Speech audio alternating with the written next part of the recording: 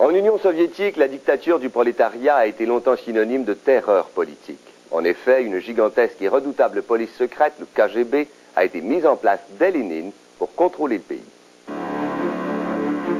Pendant plusieurs années, les grandes puissances se sont espionnées par organisations de renseignement interposées.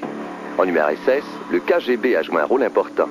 Au-delà de son service de renseignement extérieur, il a mis en place une police secrète intérieure pour réussir à contrôler la société, l'État et le parti. Le KGB a également été impliqué dans la course aux armements qui a caractérisé les rapports Est-Ouest jusqu'à la fin de la décennie 1980.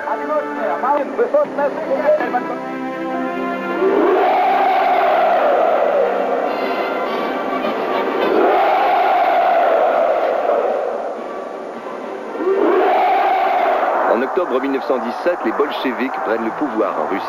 À peine en place, Lénine dote le nouveau régime d'une redoutable police secrète, la Tchéka, fondée par Dzerzhinsky, qui entame aussitôt une épuration féroce.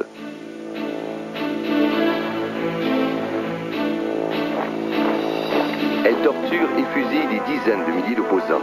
Elle réprime sauvagement les soulèvements populaires. Elle élimine par centaines de milliers les paysans aisés et les envoie rejoindre les déportés aux travaux forcés. À l'extérieur, le régime dispose d'un formidable réseau de renseignement. À la fin des années 30, quand Staline décide de procéder aux purges massives de l'appareil du parti, c'est la police secrète qui est chargée de l'opération. La répression fait 3 millions de morts.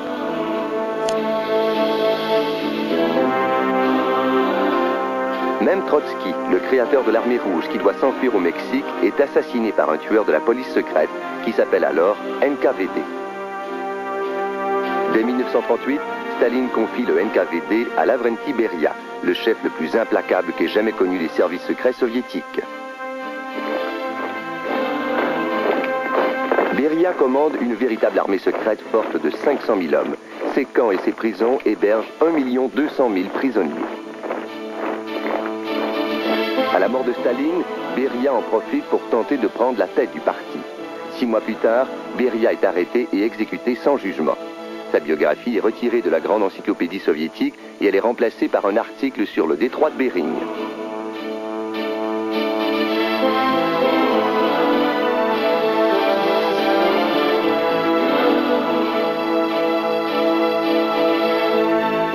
Khrouchtchev, qui dénonce les crimes de Staline, restructure le NVD, rebaptisé le KGB, et restreint ses pouvoirs. Mais rien n'y change vraiment.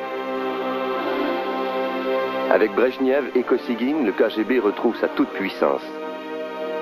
Désormais, tous les nouveaux secrétaires de l'Union soviétique proviennent du KGB.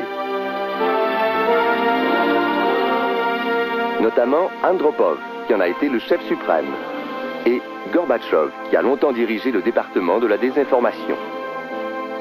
À partir de l'été 1989, le modèle communiste est contesté dans les pays de l'Europe de l'Est. Même la police politique est démantelée ou placée sous le contrôle du gouvernement. Démocratiser le régime, pour Gorbatchev, ce sera avant tout dissoudre la culture de la peur.